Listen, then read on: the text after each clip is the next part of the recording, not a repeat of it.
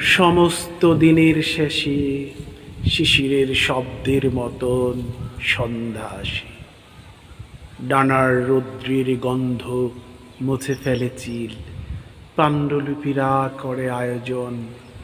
তখন জোনাকির তরে তারা ঝিলমিল, সব নদী ফুরোয়, জীবনের সব লেনদেন। থাকে শুধু অন্ধকার বসিবার বনলতা সেন। চুল তার কবেকার বিদিশার নিশা, মুখ তার শ্রাবস্তির কারুকার্য। অতি দূর হাল ভেঙে যে নাবিক হারায় আছে দিশা। সবুজ ঘাস যখনই তার চোখে পড়ে, তেমনি দেখেছি তারে অন্ধকার মালয় সাগরে, বিম্বিসার অসুর দূষর জগতে। সেখানে ছিলাম আমি ক্লান্ত প্রাণ এক।